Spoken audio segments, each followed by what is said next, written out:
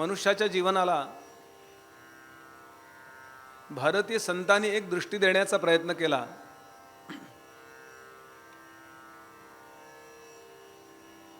आणि अत्यंत काही गोष्टी निक्षून सांगितल्या. दासबोध, ज्ञानेश्वरी, रामचरितमानस, त्या विभागामध्ये झालेले ते संत, त्यांच्या वाङ्मयामध्ये त्या आल्या. त्यातली पहिली गोष्ट, तुमचा प्रपंच, तुमचं व्यावहारिक जीवन हे नेटकं असलंच पाहिजे. प्रपंच करावा नेटका. पण केवळ प्रपंच करून थांबू नका, मग घ्यावे परमार्थ विवेका. येथे आळस करू नका विवेकी हो. येथे जेणे आळस केला तो सर्वस्वे नागविला. म्हणून प्रत्येक गोष्ट अत्यंत सुव्यवस्थित करा. आणि सुव्यवस्थित गोष्टीला गीतेनी 5 व्यवस्था सांगितल्या, ज्याचा काल प्रवचनामध्ये आपण आदरणीय धनश्रीताईंकडून उल्लेख ऐकला. अधिष्ठानं तथा करता, करणंच पृथक विधम, विविधाच पृथक चेष्टा, दैवंचैवात्र पंचमम. तुमच्या या प्रपंच आणि परमार्थ हा नेटका होण्याकरता अधिष्ठान काय आहे, व्हाय, कशा करता, काय अधिष्ठान, काय तुम्हाला पाहिजे. तर याचं उत्तर आहे, ऐहिक जीवनामध्ये आम्हाला यश मिळावं, पारलौकिक जीवनामध्ये आम्हाला कल्याण मिळावं, आणि आध्यात्मिक जीवनामध्ये आम्हाला मोक्ष मिळावा यथाक्रमाने. आणि याचं अधिष्ठान आहे भगवंत. कारण प्रपंचात नुसते कष्ट करून, नुसता प्रयत्न करून यश मिळत नसतं. प्रयत्न केल्याशिवाय यश मिळत नसतं, आणि प्रयत्न करूनही यश मिळत नसतं. म्हणजे यश मिळत नसतं म्हणून काहीच करू नका असा अर्थ नव्हे. उदाहरण देतो मी आपल्याला. आपल्या मुलांनी, आपल्या मुलींनी, नातवंडांनी परीक्षेमध्ये पेपर लिहिला.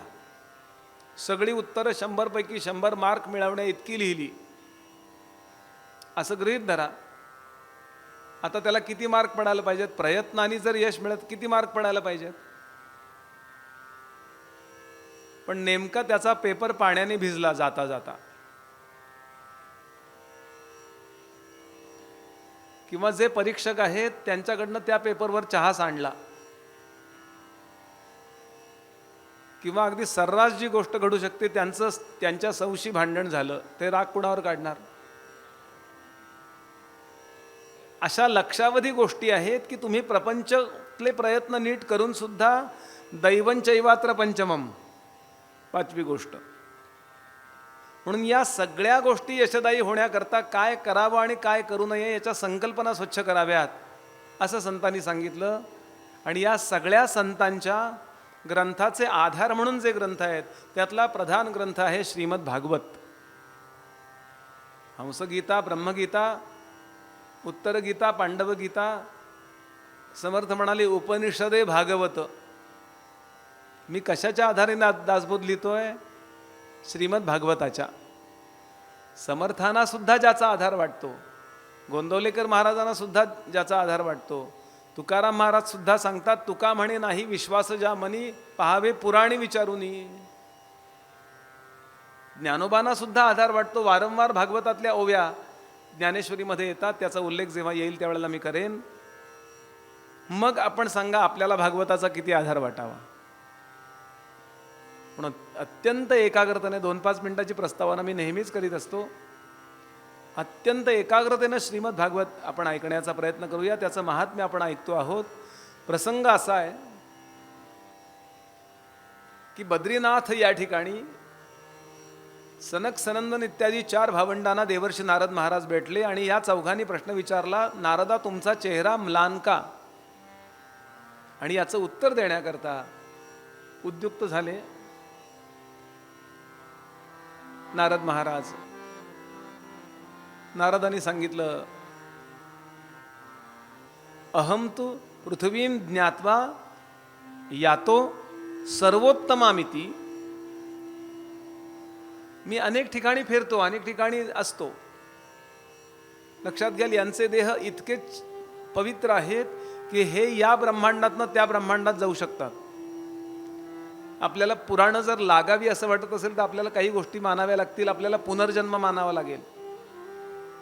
आपल्याला अनेक लोक आहेत ही गोष्ट मान्य करावी लागेल. मग आपल्याला पुराणं लागतील, अर्थ कळेल त्याचा.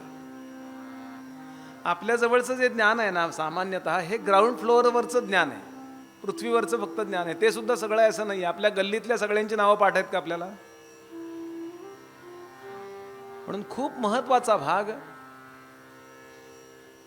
या अनंत कोटी ब्रह्मांडामध्ये ज्या ज्या घडामोडी घडतात ना, त्या सगळ्याचं वर्णन पुराणांमध्ये येतं. आपल्याला काही गोष्टी, आपल्याला पुनर्जन्म मानावा लागेल, आपल्याला कर्मविपाक सिद्धांत मानावा लागेल.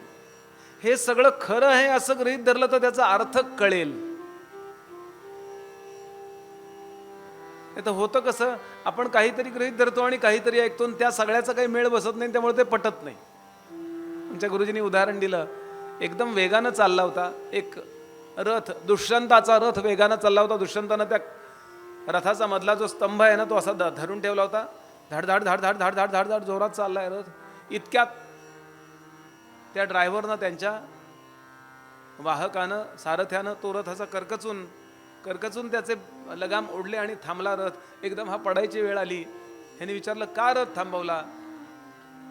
सारथी म्हणाला, डेक्कन क्वीन जाती आहे, फाटक बंद आहे. कसं वाटलं ऐकायला?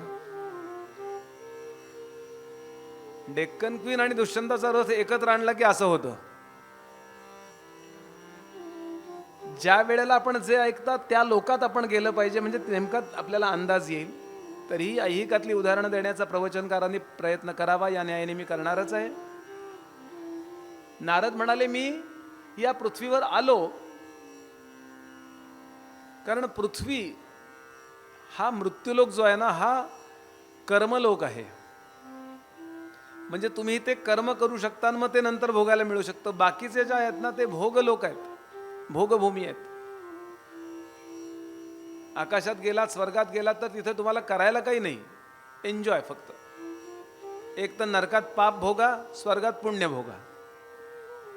तिथे बुवा जपाला बसलोय, तिथे काय अनुष्ठान करतोय, ही फॅसिलिटी नाही. तिथल्या ज्या बॉडीज आहेत, तिथली जी शरीर आहेत, they are only player, not recorder. Recorder फक्त पृथ्वीवरचा माणसाचा देह. आणि म्हणून मी या पृथ्वीवर आलो आणि कुठे कुठे फिरलो, यादी दिली आहे.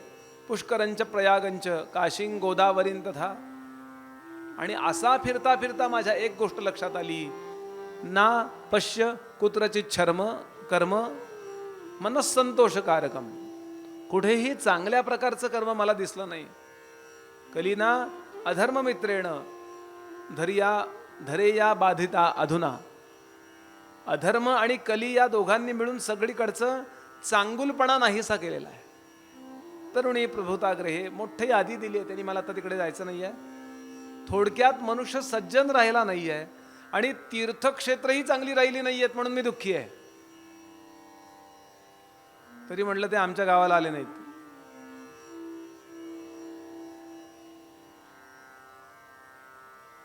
पुढे एक त्यांनी गोष्ट सांगितली आहे. मी एका ठिकाणी फिरत होतो. कुठे फिरत होतो तर वृंदावन नावाचं जे क्षेत्र आहे, या ठिकाणी मी गेलो आणि एक अशी गर्दी मला दिसली. खूप गर्दी आहे आणि त्या गर्दीमध्ये काही ॲक्सिडेंट वगैरे झाल्यानंतर जशी माणसं पडली आहेत, रक्तबंबाळ झाली आहेत, नाही का आपण बघायला जातो, अगदी असं. एक सुंदर तरुण मुलगी, एक 20 वर्षाची असेल, 20-22 अंदाजाने, अतिशय सुंदर मुलगी, केस मोकळे सोडले आहेत आणि अतिशय गलितगात्र स्थितीत, तिला 8 दिवसात जेवायला मिळालं नसेल अशी. आणि मांडीवर तिच्या दोघे जण, तिचे आजोबा शोभावेत किंवा पणजोबा शोभावेत असे अत्यंत कृश असणारे, मांडीवरती डोकं ठेवून ते आई आई असं तिला म्हणतायत. आणि आजूबाजूचे लोक थांबा हा, तुमचं चांगलं होईल असं तिला धीर देत आहेत. 7 जणी इकडे उभे आहेत, काही लोक इकडे उभे आहेत, आणि मी त्या गर्दीमध्ये जाऊन उभा राहिलो. थोडं लक्षात घ्यायचं, आपल्या पुराणांची स्टाईल जर काय असेल तर एखादं रूपक उभं करायचं आणि त्या रूपकातून कथा सांगायची. तरुणांकरता करून खास सांगतो मी, पुराणं जर लागत नसतील ना तर लक्षात घ्यावं, त्याची स्टाईल काय ती आपल्याला कळली नाहीये, पद्धती काय ती कळली नाही. उदाहरणार्थ इसाप नीतीच्या कथा आहेत ना, वाघ म्हणाला, सिंह म्हणाला, असं कसा म्हणाला, त्याला जर बोलता येत असतं तर. मातकथा आणि धातकथा 2 कथा समर्थांनी सांगितल्या. धात माता दे रे राम. माझ्या कथा कीर्तनामध्ये मला दोन्ही कथा भरभरून असू देत आणि मला त्या सांगता येऊ देत देवा रामा, म्हणजे लोकांची मानसिकता मला योग्य पद्धतीने तुला हवी तशी बनवता येईल. धातकथा म्हणजे घडलेल्या कथा आणि मातकथा म्हणजे दृष्टांत म्हणून तयार केलेल्या कथा. तशी ही रूपकात्मक कथा आहे. अशी ती मुलगी कोण, आता कथा कथेसारखी आहे का, अशी ती मुलगी उभी आहे, बसली आहे मांडीवरती. तिच्या 2 असे वृद्ध, अगदी आत्ता मरतोय का दुसरा 2 मिनिटांनी मरतोय असं नाकासमोर दोरा धरला तर तो खूप वेळाने असा होतोय, इतकी अवस्था. आणि मी तिथं गेल्याबरोबर तिनं त्या दोघांना असं खाली ठेवलं आणि ती उभी राहिली आणि मला तिने नमस्कार केला. सनत कुमारांना नारद सांगतायत, तिने मला नमस्कार केला. भो भो साधो क्षणंतिष्ठ मच्चिंतामपि नाशय दर्शनं सर्वलोकस्य दर्शनं तव लोकस्य सर्वथाघहरं परं.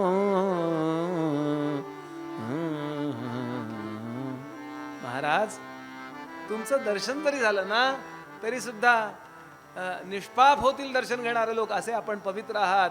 तेव्हा आपण क्षणभर थांबा. भो भो, आहो आहो, साधू महाराज क्षणभर थांबा, जाऊ नका पुढे, माझी चिंता नाहीशी करा. नारदांनी प्रश्न विचारला, का अस्तित्वम का विमाचे मऊ नार्य का पद्मलोचना. हे सुंदर दिसणारी स्त्रिये, तू कोण आहेस. ती म्हणाली, महाराज असं वेड पांघरून पेडगावला जाऊ नका, तुम्हाला माहिती आहे मी कोण आहे. ते म्हणले, मला माहिती आहे, पण इथं बसलेल्या सगळ्याच श्रोत्यांना तुझं नाव माहित नाहीये, तेव्हा तू तुझ्या तोंडानं तुझं नाव सांग. अहम भक्तिरिति ख्याता इमौ मे तनयौ मतौ ज्ञान वैराग्य नामानौ कालयोगेन जर्जरौ. माझं नाव भक्ती आणि माझी 2 लेकरं आहेत, एकाचं नाव ज्ञान आणि दुसऱ्याचं नाव वैराग्य. कळलं का आता. अशा अर्थानं ते रूपक मांडलंय. आणि मी जरा तरी उत्पन्ने द्रविडे साहम, दक्षिणेमध्ये माझा जन्म झाला, द्रविड प्रांतात. द्रविड याचा अर्थ दक्षिण भारत. आर्य आणि द्रविड हे नका आणू डोळ्यासमोर, ते पुन्हा मिसगायडिंग आहे. आर्य म्हणजेच द्रविड, द्रविड म्हणजेच आर्य. आर्य हे चांगुलपणाचं लक्षण आहे आणि जो चांगला वागत नाही त्याला अनार्य म्हणायची पद्धत आहे. भगवान गीतेमध्ये अर्जुनाला, हे अनार्या, असा काय खेडवाळासारखा अशिक्षितासारखा वागतोस, अनार्य जुष्टमस्वर्गीय मकीर्तिकरम अर्जुन क्लैब्यम मास. इथूनच सुरुवात आहे भगवंताच्या बोलण्याला. अनार्य याचा अर्थ नीट न वागणारा आणि आर्य याचा अर्थ नीट वागणारा. अशा द्रविड प्रांतामध्ये माझा जन्म झाला. अर्थ काय हो याचा.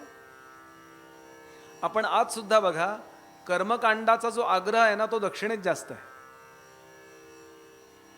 दक्षिणेत आपण जा, प्रत्येक घरातला प्रत्येक जण धोतरच नेसतो. त्यांना काही पॅन्ट घालता येत नाही असं नाही. मोठे मोठे बँकेतले ऑफिसर बाहेर पडले ना की ते पॅन्ट शर्ट असतील ते यूज करतील, पण घरामध्ये ही मंडळी सोबळ्यात असतात आज सुद्धा. दक्षिणेतले हिंदी चित्रपट बघा,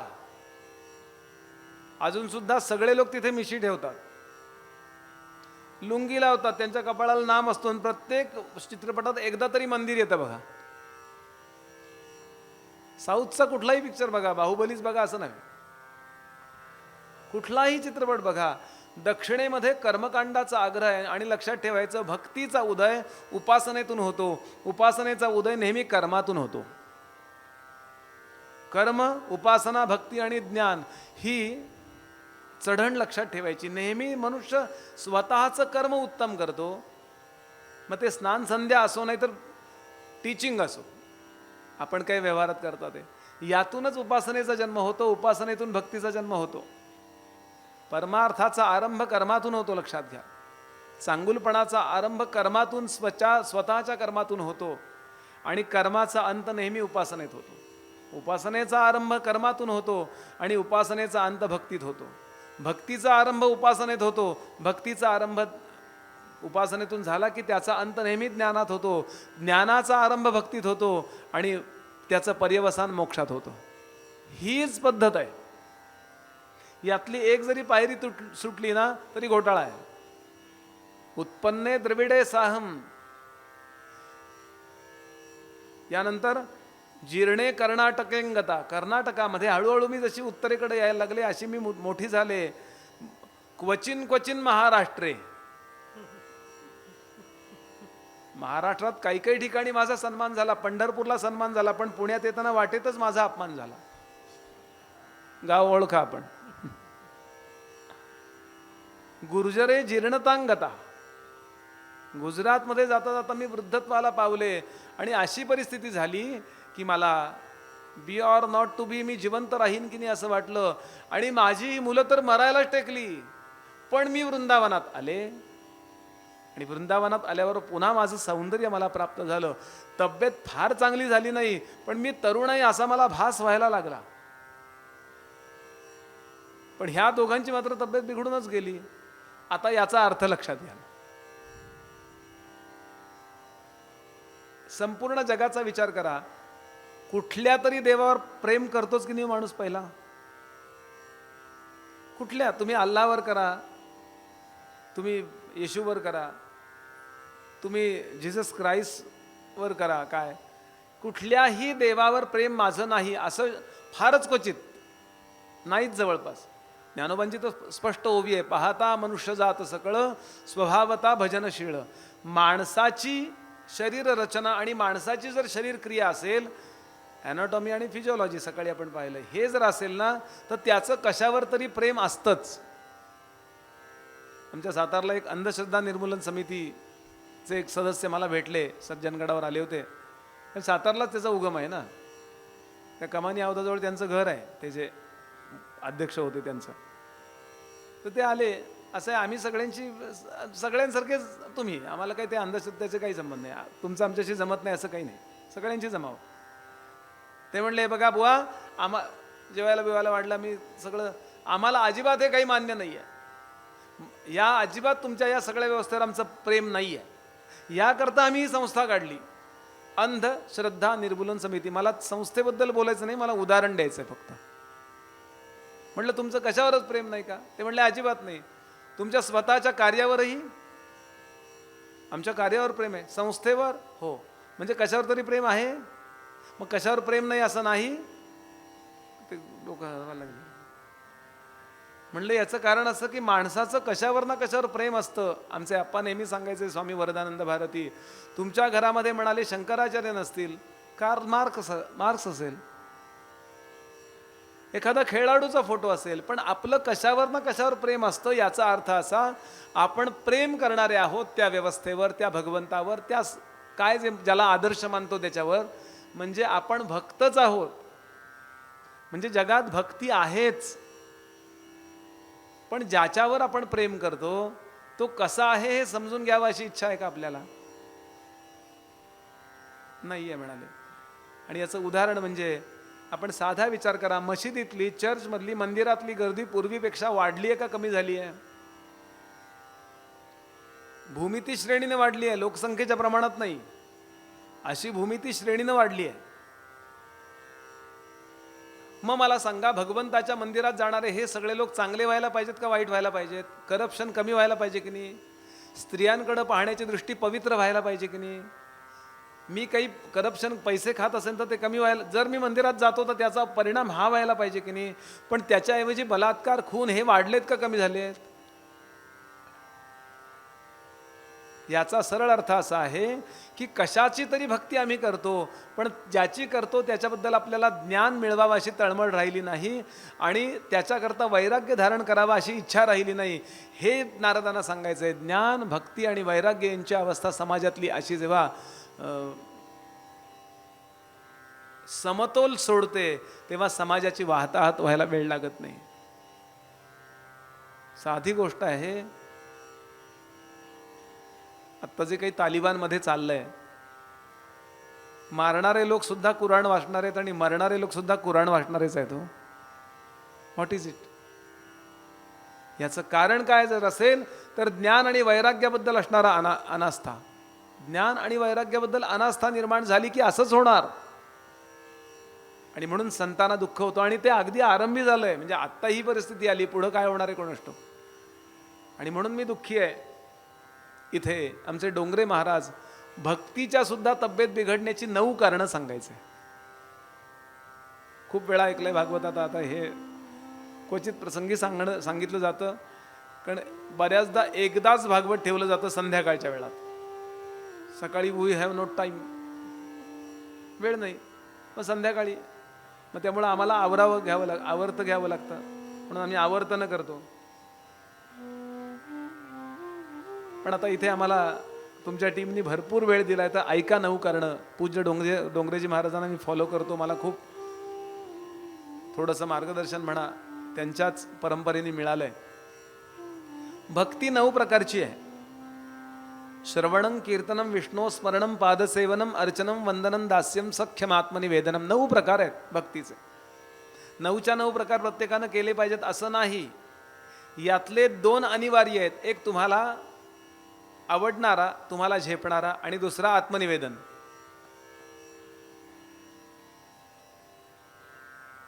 किंवा 3 अनिवार्य आहेत म्हणा. श्रवण अनिवार्य आहे, आत्मनिवेदन अनिवार्य आहे, मधली एखादी, किंवा काही वेळा श्रवणाने सुद्धा आत्मनिवेदन साधले, म्हणून मी आधी 2 म्हणलो. नामस्मरण घ्यायचं, पण नाम कसं घ्यावं ऐकलं पाहिजे. म्हणून श्रवण नावाची भक्ती आपण केली पाहिजे. म्हणजे आपल्याला समर्थ म्हणाले, जन्मी जे ऐकेलेच नाही तेथे पडिजे संदेही. ऐकलंच नाहीये, गायत्री मंत्र करायचा आहे, मुद्राच माहीत नाहीत.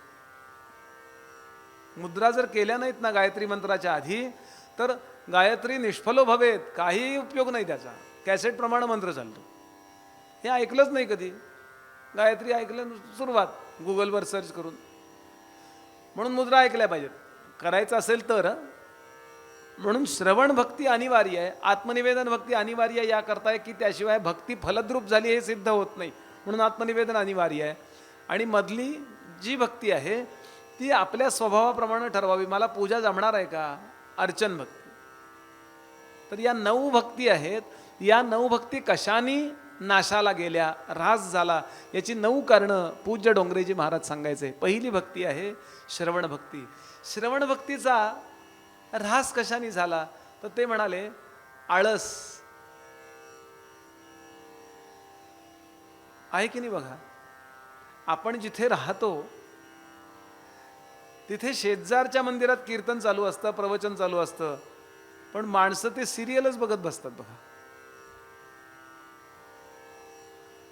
जावं म्हणजे चप्पल बूट घालावेत आणि तिथे जाऊन बसावं असं वाटतच नाही.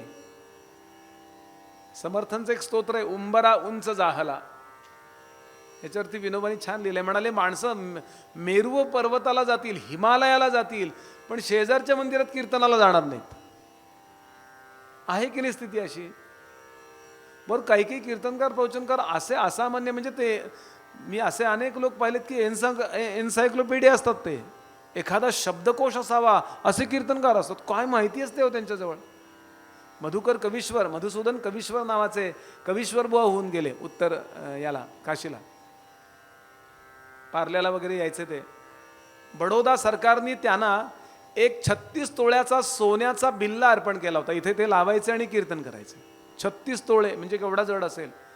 त्याच्यावर लिहिलं होतं, चालते बोलते सुभाषित रत्न भांडार. चालते बोलते सुभाष, तुम्ही ऐकून घ्यायला हरकत नाही.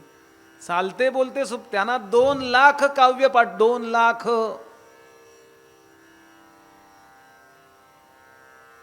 आपण ज्यांचं नाव ऐकलंय, ज्यांनी PhD नाही डिलीट मिळवलं, कीर्तन नाचू कीर्तनाचे रंगी या विषयावर, त्यांचा ते आदरणीय यशवंत पाठक मनमाडचे, ते सांगायचं, एक कीर्तन ऐकलं तर तुम्ही 39 पुस्तकं वाचल्याचं श्रेय आहे. 39 पुस्तकं, फक्त एक कीर्तन नीट ऐका. पण श्रवणाचा आळस झाला. कसं कळेल? जसा आपण कॉम्प्युटर अपडेट करतो, जसा आपण मोबाईल अपडेट करतो, तसं आपल्या स्वतःला ज्ञानेश्वरी गाथा दासबोध ऐकून अपडेट करायला पाहिजे की नाही. पण डोंगरेजी महाराज सांगायचे, आळसानं श्रवण भक्तीचा ऱ्हास झाला. म्हणून पुन्हा पुन्हा पुन्हा पुन्हा आयोजकांच्या बद्दल, हे आयोजकांबद्दलच बोलतायत हो, की इतक्या सगळ्या लोकांना आपण ऐकायला प्रवृत्त केलं की अरे अरे या, तुम्ही खूप चांगली व्यवस्था करतो, तुम्ही या हो, ऐका हो. एका अर्थानं या भक्तीला तुम्ही जिवंत केलं. बरं, हे मी बरं वाटण्याकरता बोलत नाहीये, खरं आहे ते बोलतोय. म्हणून डोंगरेजी महाराज सांगायचे, जर तुम्ही कथेचं आयोजन केलं तर भगवंत तुम्हाला विशेष पुण्य देतो आयोजकांना. बरं, आणि इतके लोक कथेमध्ये बसतात, यातले 25 लोक जरी इन्स्पायर झाले ना, तरी सगळं पुण्य आयोजकांना आहे. सगळं पुण्य, कुठल्याही प्रकारचं आयोजन असो. तुकाराम महाराजांचा अभंगच ठेवतो मी आपल्यासमोर. मी आत्ता आलो यो जन्माला, केव्हा तरी मरून जाणार आहे. हे किती एजंट आले आणि किती गेले. तुकोबा सांगतात, आपण बरोबर,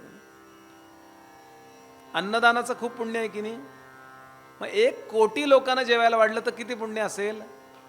ते एका कथेच्या आयोजनाचं आहे. तुकोबा, कोटी अन्न संतर्पण, कोटी अन्न संतर्पण, कोटी अन्न संतर्पण, कोटी अन्न संतर्पण,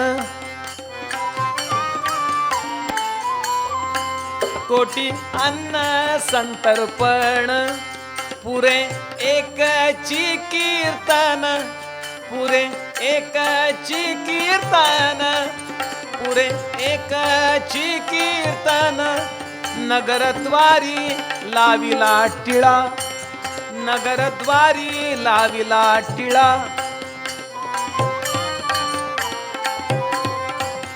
आवतण दिले सकळा, आवतण, आमंत्रण.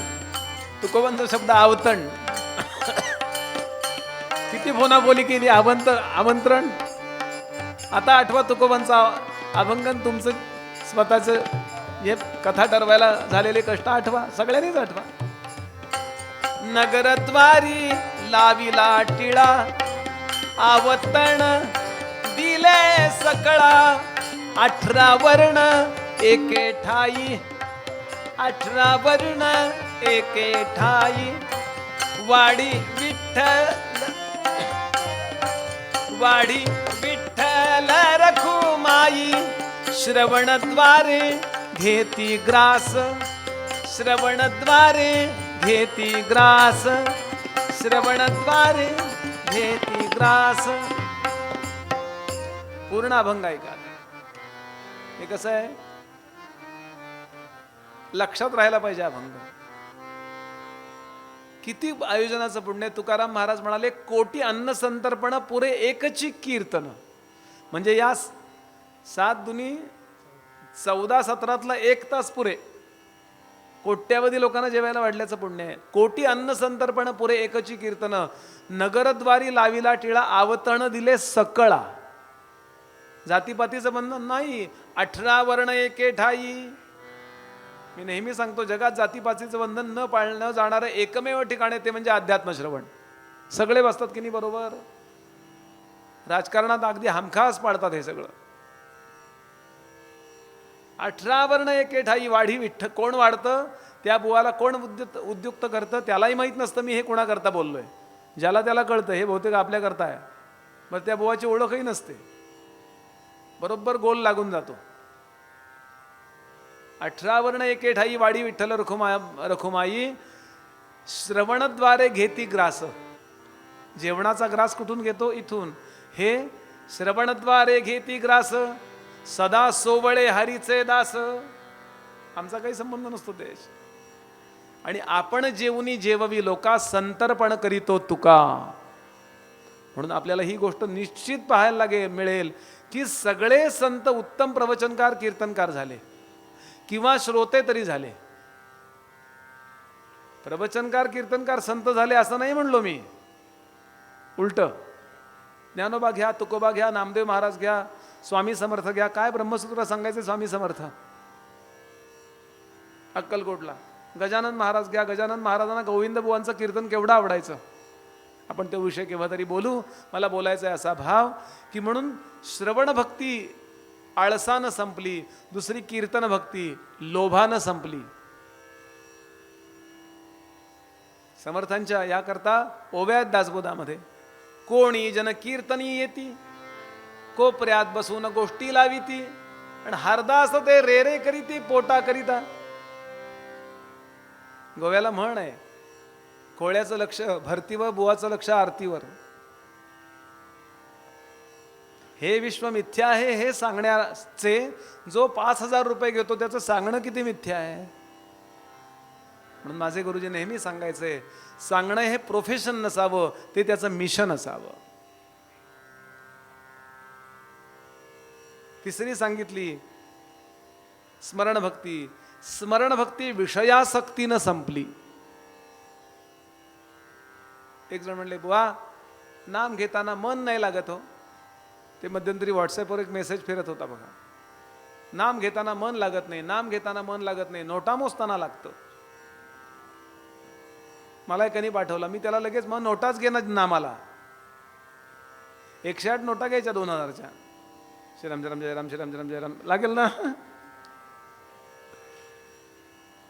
चौथी पादसेवन भक्ती देह तादात्म्याने संपली. मी स्त्री आहे वा मी पुरुष आहे इतकं पक्क आहे आतमध्ये.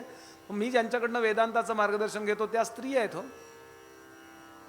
मी कसं त्यांच्या पायाला हात लावू. सरेंडर होणं जे म्हणतो ना, गुरुजी सांगा मी पाय चेपतो आपले, हा भाव देह तादात्म्यामुळे संपला. इतकं देहाला घट्ट धरून बसलो की हा देह म्हणजेच मी, म्हणून देह विकार म्हणजे मी, इतकं झालं.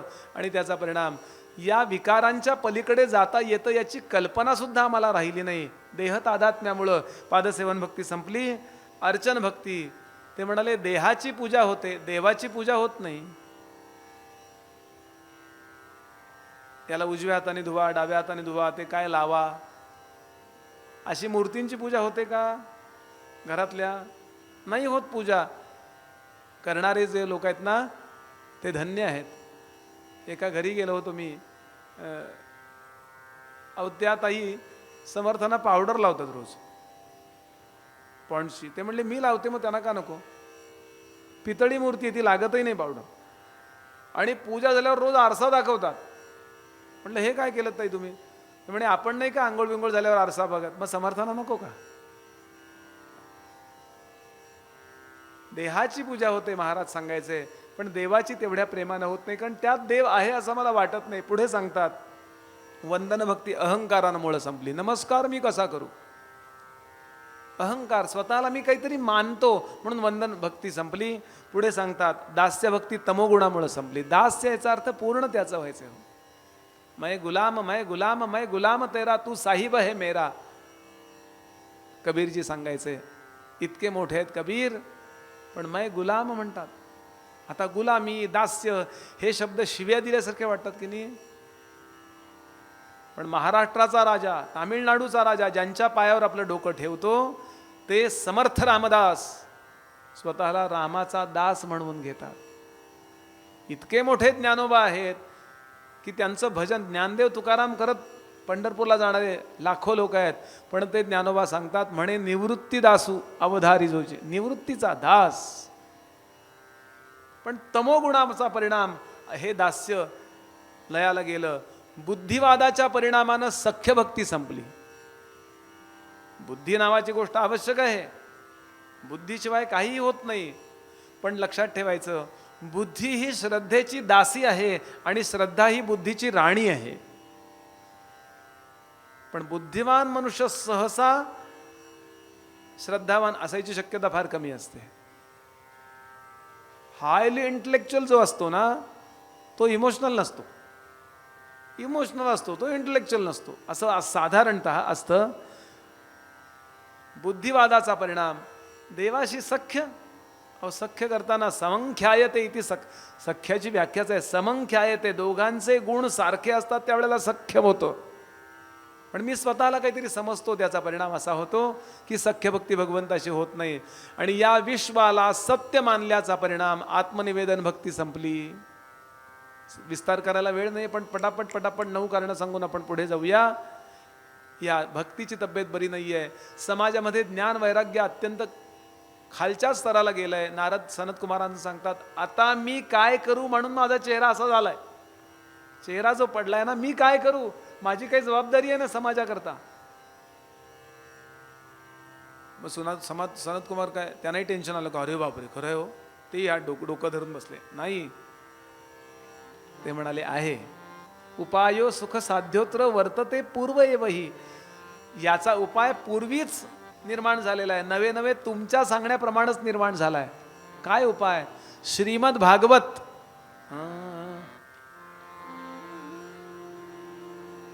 श्रीमद भागवताचा उद्गार तुम्ही त्या ठिकाणी करा. कुठे करा? जिथे पेशंट आहे तिथे नाही. तुम्ही गंगेच्या तीरावर भागवताचा उद्गार करा. यमुनेच्या तीरावर ज्ञान वैराग्य आणि भक्ती 3 जण जागे होत आहेत की नाही बघा. आणि ही सगळी मंडळी बद्रीनाथला बसलीच आहेत. या आनंद नगरीमध्ये योग्य ठिकाणी येऊन थांबले. आणि आता आरंभ होणार कथेला. नारद म्हणाले, मग मीच कथा करतो. माझं भाग्य आहे की माझ्या मुखातनं भागवत यावं, हे माझं भाग्य आहे. असं आहे की ऐकायला भाग्य लागतं, त्यापेक्षा सांगायला जास्त भाग्य लागतं. कारण माझ्या मनात असो नाही तर नसो, मला सच्चिदानंद रूपायच म्हणायचं आहे. म्हणजे मी भाग्यवान आहे असं मला म्हणायचं नाहीये, देवाची दया आहे असं मला सांगायचं. फार भाग्य लागतं. मी स्वतःच कथा करतो आणि या कथेला आरंभ होणार. इतक्यामध्ये अचानक त्या ठिकाणी भराभरा माणसं यायला लागली. कोण कोण आले त्याची यादी ऐका. ही भागवताच्या या महात्म्यात आहे बरं. आपण मुळातून केव्हा तरी हे वाचा, म्हणजे अंदाज येईल. प्रत्येक शब्द इथून सांगणं शक्यही नाही आहे. कोण कोण आले? नारद महाराज भागवत सांगतायत. नंतर ऐकायला कोण कोण आले ऐका. श्रीमद भागवत पीयूष पानाय रसलंपटाः धावंतो अप्यायुः सर्वे प्रथमं ये च वैष्णवाः. धावत आले. ऐका नाव, कोण कोण आले? कोण कोण आले तर रसलंपटाः, भागवताचा रस घेण्यामध्ये जे लंपट म्हणजे आसक्त आहेत, सोडूच शकत नाहीत ते असे कोण कोण? भृगुर वसिष्ठ च्यवनश्च गौतमो मेधातिथिर्देवल देवरातौ रामस्तथा गाधिसुतश्च शाकलो मृकंडपुत्रा अत्रिज पिप्पलादाः. कोण कोण आले? भृगु म्हणजे दैत्यांचे गुरु, वसिष्ठ, देवल, देवरात, मेधातिथी, परशुराम, विश्वामित्र, शाकल्य, मार्कंडेय, भगवान दत्तात्रेय. दत्तात्रेयांना फार आवडते बरं ही भागवत कथा. आणि ही सगळी मंडळी येऊन बसली. पिप्पलाद, योगेश्वर, याज्ञवल्क्य, वेदव्यास, पाराशर, छायाशुक, सगळी 17 पुराण, वेद, ही सगळी मनुष्यरूप धारण करून आली. इतकंच नव्हे, गंगाद्या सरिता तत्र, आपण नर्मदेचं ऐकलंय आत्ताच. गंगाद्या सगळ्या नद्या स्त्री रूप धारण करून, देवीचं रूप धारण करून येऊन बसल्या. का? आम्हाला भागवत ऐकायला मिळणार आहे. आमच्यामध्ये जे पातक जमा होतं, आम्ही भागवत ऐकलं की ते पातक नाहीसं होतं.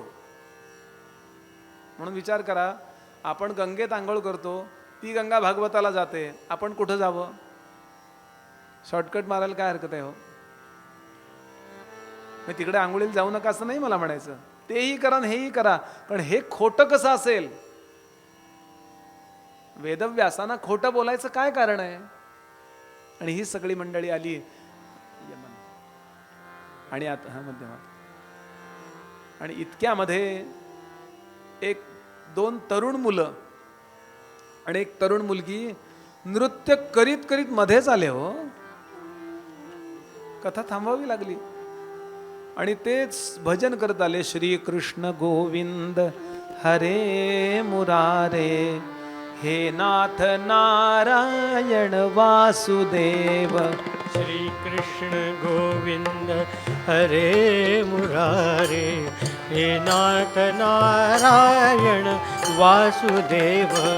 श्री कृष्ण गोविंद हरे मुरारे, हे नाथ नारायण वासुदेव. बोला, श्रीकृष्ण गोविन्द हरे मुरारे हे नाथ नारायण वासुदेव श्री कृष्ण गोविंद हरे मुरारे गोविन्द हरे मुरारे हे नाथ नारायण वासुदेव हे नाथ नारायण वासुदेव श्री कृष्ण गोविंद हरे मुरारे हे नाथ नारायण वासुदेव श्रीकृष्ण गोविन्द हरे मुरारे हे नाथ नारायण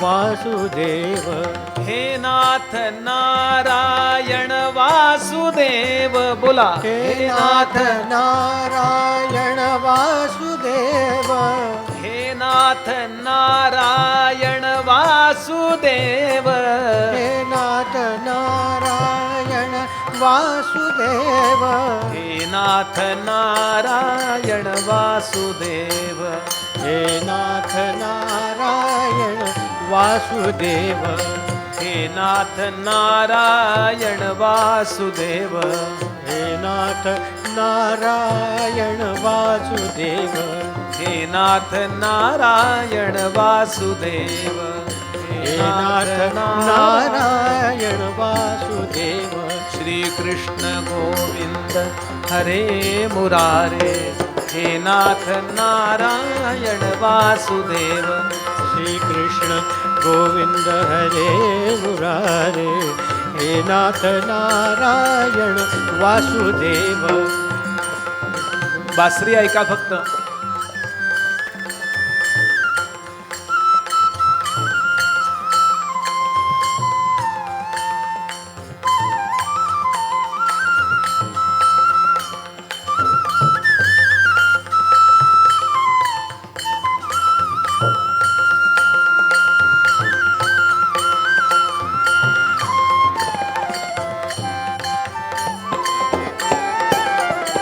श्रीकृष्ण गोविन्द हरे मुरारे हे नाथ नारायण वासुदेव श्रीकृष्ण गोविन्द हरे मुरारे हे नाथ नारायण वासुदेव हे नाथ नारायण वासुदेव हे नाथ नारायण वासुदेव ओम नमो भगवते वासुदेवाय ओम नमो भगवते वासुदेवाय ओम नमो भगवते वासुदेवाय उग्रश्रवा ऋषी वर्णन करतात ऐका शौनकजी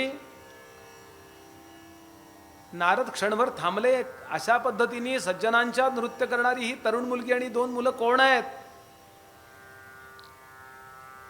सनत कुमार म्हणाले तुमचे पेशंट भक्ती ज्ञान वैराग्य काय होतं भागवतानी आपल्या चित्तातले भक्ती ज्ञान आणि वैराग्य भराभरा जागे व्हायला लागतात लक्षातच घ्याल भागवताच्या श्रवणाने आपल्याला ऐहिक काय पाहिजे असेल ते मिळेलच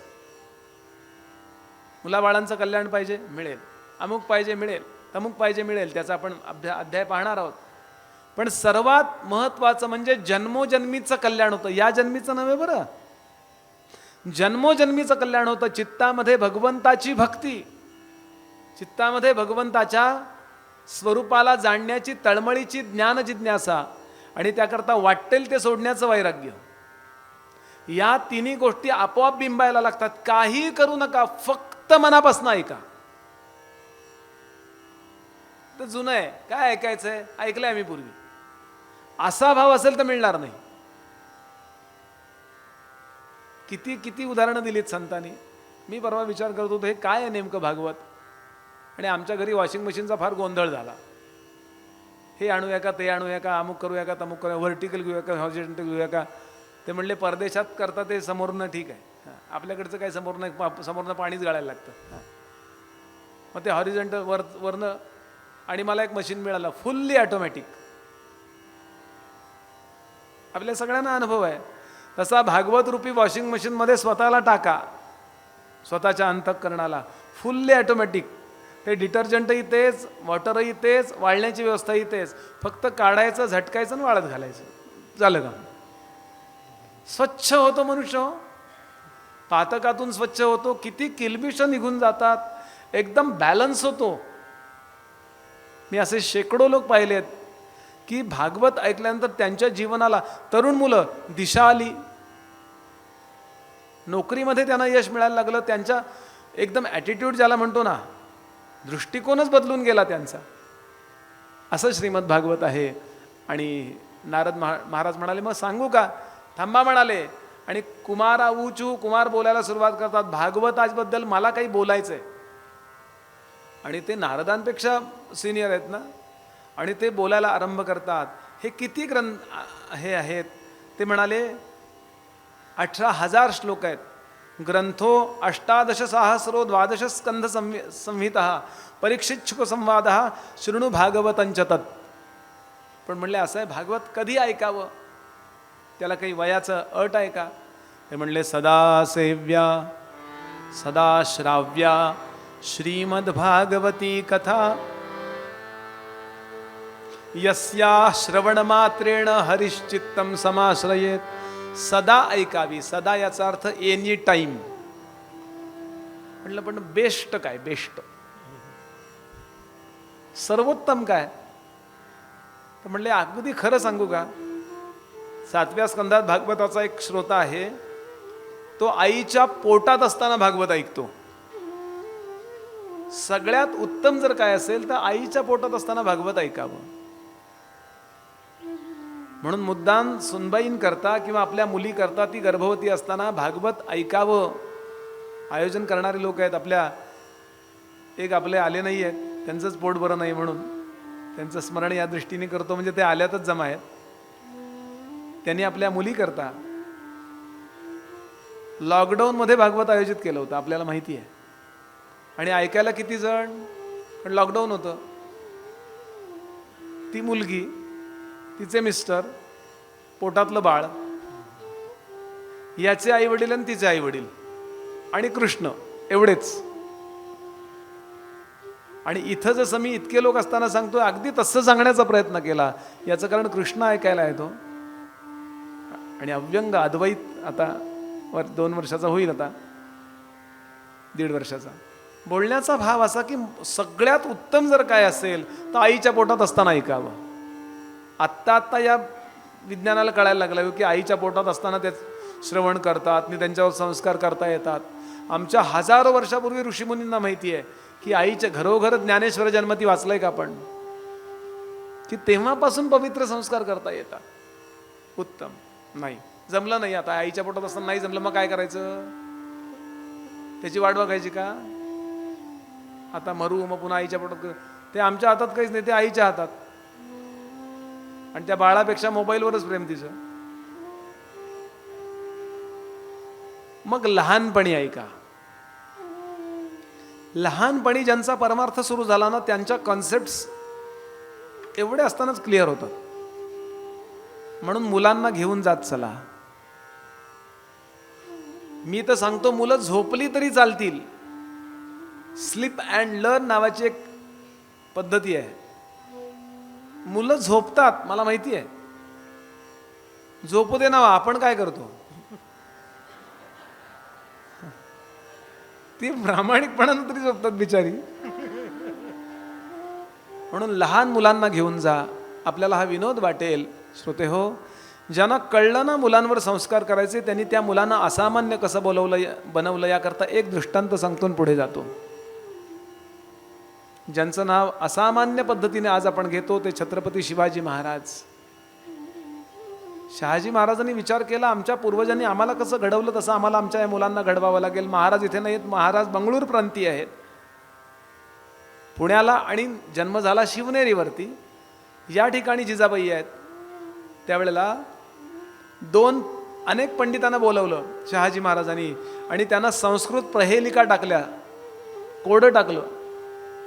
शहाजी महाराजांना उत्तम संस्कृत येत आहे, शिवाजी महाराजांना उत्तम संस्कृत येत आहे, संभाजी महाराजांना उत्तम संस्कृत येत आहे.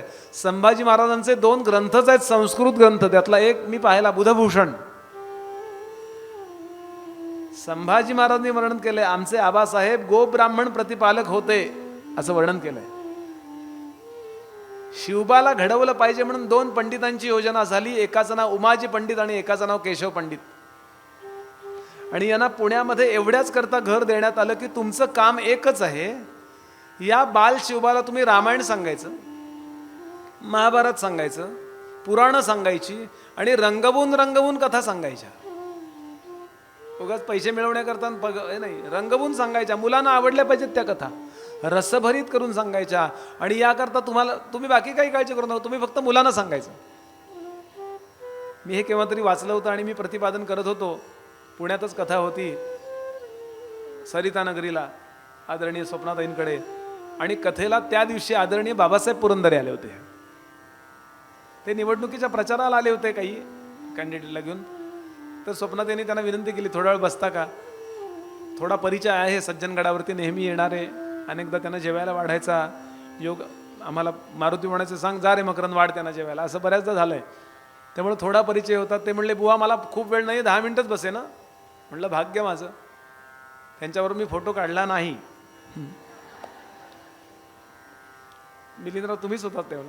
हो, म्हणजे पुरावा आहे काहीतरी, मी काहीतरी. आणि 10 मिनिटं बसणारे 4 तास बसले. 4 तास बसले. आणि नेमकं हे प्रतिपादन करण्याचा प्रसंग आला, कारण तसं काहीतरी होतं तिथे सांगण्यासारखं. आणि मी फक्त म्हणलं, मी बरोबर बोलतोय ना. कारण काही वेळा काही कपोलकल्पित कथा सांगितल्या जातात, असंही होतं अति. ते म्हणले अगदी शब्दन शब्द बरोबर आहे. शिवबा कशातनं घडले तर या कथातनं. रामायण लहानपणी ऐकलं, एवढा 7-8 वर्षाचा मुलगा असताना, 5-6 वर्षाचा असताना ऐकतोय की रावण असा होता, राम असा होता. लहानपणी मुलं ठरवतात, मी रावण कधी होणार नाही, मी रामचंद्र होईन.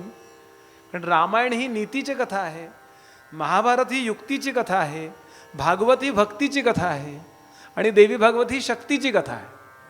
प्रत्येक ठिकाणी काहीतरी व्हॉल्यूम, काहीतरी त्यांना सांगायचं आपल्याकरता. मॉरल म्हणतो ना, असा निरोप आहे. मी एवढ्याकरता आपल्यासमोर सांगतोय. म्हणून लहानपणी भागवत ऐकावं, तरुणपणी ऐकावंच ऐकावं.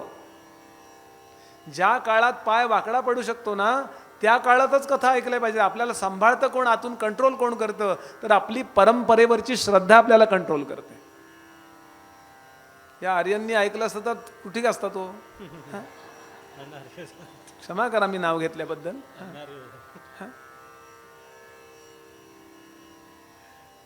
म्हणून तरुणपणी ऐका. परिणामतः मी कधी वाईट वागणारच नाही. एक खूप मोठे नाम घेणारे नामसाधक आहेत, 13 कोटीच्या जप होत आलाय त्यांचा. नाव फक्त सांगत नाही, खोलीत सांगेन नाव. ते म्हणाले, बुवा लहानपणी मी माझ्या आईच्या मांडीवर असं डोकं टिकून झोपायचो. 10-12 वर्षाचा होतो. आई दासबोध वाचायची, त्यामध्ये मूर्ख लक्षण आहेत. तर त्यातलं एक मूर्ख लक्षण आलं, सप्तव्यसनी जयाचे मन, तो एक मूर्ख श्रीराम. आईला विचारलं, मी सप्तव्यसनं कुठली, तिथे लिहिलेत की दारू पिणे, अमुक तमुक. ते म्हणले, मी 10व्या-12व्या वर्षी ठरवलं मी यातलं एकही व्यसन करणार नाही. आज मी जो काय आहे ना, तो लहानपणी ती ओवी ऐकली त्याचा परिणाम आहे म्हणले. म्हणून लहानपणी, तरुणपणी, लहानपणी ऐकावं, प्रौढपणी ऐका, वृद्धपणी ऐकायला येत असेल तर अवश्य ऐका.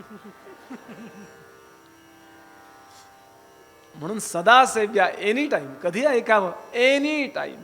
सदा सेव्या, सदा सेव्या. नुसतं ऐकू नका, ते सेवन करा. माझ्या गुरुजींनी छान शब्द सांगितला. ते म्हणाले, पाणी पिलं जातं आणि औषध सेवन केलं जातं. पाणी उरलंय थोडंसं, आपल्याला पाहिजे होतं एवढं, त्याने आणतं ग्लासभर आणलं, मग आता कुठे ठेवायचं, पिऊन टाका. असं गोळीचं करतो का आपण? शुगरच्या गोळीचे बहुत 4 गोळ्या उरल्यात, आता कुठे टाकून द्या, घेऊन टाका 4 गोळ्या. ते तेवढ्या मात्रेमध्ये तेवढ्या वेळेला त्या प्रमाणात गेलं पाहिजे. म्हणून सदा सेव्या, नियमाने ऐका. आणि इथे आपल्याला नियमाने ऐकावं लागणार आहे. कधी ऐका, पण नियमाने ऐका. परिणाम असा होईल की आपण एकदम आतून बाहेरून परिपक्व होऊ. पुढे तर सांगतात, कुमार सांगतात बरं, आजन्म मात्रमपि येन शठेन किंचित चित्तम विधाय शुक शास्त्र कथा न पीता चांडाल वच्च खरवत बततेन नीतम मिथ्या स्वजन्म जननी जनी दुःख भाजा. ते सांगतात, जर तुम्हाला ऐकायला वेळ नसेल तर तुम्ही खोटारडे आहात. आजन्म मात्र मपी येन शठेन. शठ म्हणजे फसवणारा. आपण म्हणाल बुवा असं का म्हणतायत हो, कठोर बोलतायत. आपल्या कल्याणाकरता संतांची वाणी किती कठोर होते. गोंदवलेकर महाराजांची एक गोष्ट. महाराज नेहमी सांगायचे, नाम घ्यावं, रोज नाम घ्यावं, रोज नाम घ्यावं. एक 15-20 माळा रोज करायला काय हरकत आहे. एका माळ्याला 1.5 मिनिट लागतो जास्तीत जास्त. श्रीराम जय राम जय राम श्रीराम जय राम जय राम या स्पीडनी 2 मिनिटं धरा. 26 मिनिटं नाहीत आपल्याकडे दिवसभरात. एक म्हटलं अजिबात वेळ नाही मला, म्हटले 3 माळा कर, 5-6 मिनिटं दे, तेवढाही वेळ नाही. 1 माळ कर, नो टाईम. 13 वेळा श्रीराम जय राम जय राम म्हण, रामासमोर उभं राहून आंघोळ झाली की नो. 3दा म्हण, नाही 1दा म्हण. किती महाराजांनी खाली उतरावं. तो म्हणला, महाराज तुम्हाला बरं पडतंय, तुम्ही रिकामे जात. महाराज सहसा रागवायचे नाहीत, पण या प्रसंगात रागावलेत. महाराज म्हणाले, पोट बिघडलं तर कुठनं वेळ काढतो. जुलाब जर सुरू झाले, महाराजांचं वाक्य आहे, जुलाब जर सुरू झाले तर कुठनं वेळ काढता. म्हणाले, एरवी 24 तास आहेत, देवाकडनं मागून घेता का 2 तास पळायला. बरोबर बरोबर वारी. आणि पुढचं वाक्य इतकं वाईट आहे हो, इतकं वाईट आहे. महाराज म्हणाले, जेवढं महत्व जुलाबाला देता तेवढं तरी माझ्या रामाला द्या रे. चांडा लवच्च खरवत, मला अध्यात्म श्रवणाला वेळ नाही, याचा अर्थ मला माझ्या कल्याणाला वेळ नाही. वेळ नाही.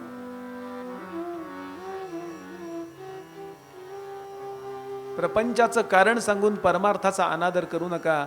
उपयोगाला येणार आहे तो परमार्थच येणार आहे, हेच उपयोगाला येणार आहे. समर्थ म्हणाले, येथील येथे अवघेच राहते, हे तो प्रत्ययास येते. कोण काय घेऊन जाते सांगा नका. जे आपल्या बरोबर येत नाही त्याला मिळवलं म्हणता. ते मिळवलं नाहीये, ते तुम्ही इथंच ठेवलं. पुढच्या लोकांना भांडायला काहीतरी मिळवून ठेवलं. म्हणून गावोगावी सांगतो मी, परदेशात सिंगापूरला, US ला सगळीकडे गेलो, तिथेही सांगितलं. मला असं कळलं की इथे हॉलिडेला फार गर्दी होते प्रवचन कीर्तनाला, वर्किंग डेला होत नाही. बरोबर आहे म्हटलं तुमचं, पण एक प्रश्न विचारतो, यमराज येणार आहे ते हॉलिडे बघून येणार आहे का वर्किंग डे बघून येणार आहे? दुसऱ्या दिवशी सगळे लोक रजा टाकून हजर. भीतीनं का होईना या, काढा हो, वेळ काढा. आणि महाराजांचंच वाक्य, परमार्थाला एवढं सोपंही समजू नका की जो जाता जाता होईल. मुद्दाम, महाराजांचं वाक्य आहे की मुद्दाम करावा लागतो तो परमार्थ, आणि प्रारब्धानी होतो तो प्रपंच. तुम्ही नाही मिळवलं ना तरी सुद्धा जे नशिबात आहे ते कुठून तरी मिळणार आहे. तशा तशा ऑपॉर्च्युनिटीज येतील, तुम्ही त्यावेळेला तिथे कष्ट कराल, मिळून जाईल. आत्ता मला तपशिलात जायचं नाहीये. मला सांगायचं आहे असं की आपण आपल्या स्वतःची फसवणूक करून घेत नाही आहोत ना, याच्याकडे बारकाईनं बघा. मला हे काम आहे, ते काम आहे, ते काम आहे. कामं कधी संपणार? आजी आजोबांचा झाला प्रपंच थांबला का हो? आई वडिलांचा झाला प्रपंच थांबला का हो? आपला संपत आला थांबला का हो? माणूस मेलाना ना लगेच पोचवून येतात, लगेच भरा भरा भरा त्याची खोली आवरून टाकतात माणसं. मग काय तशीच ठेवायची का? तेही बरोबर नाही. आणि म्हणून फार आग्रहाने, it is time for me, एकदम स्ट्रॉंगली, अत्यंत आग्रहानं ठरवा. आणि ज्यांनी ठरवलंय ते भाग्यवान आहे.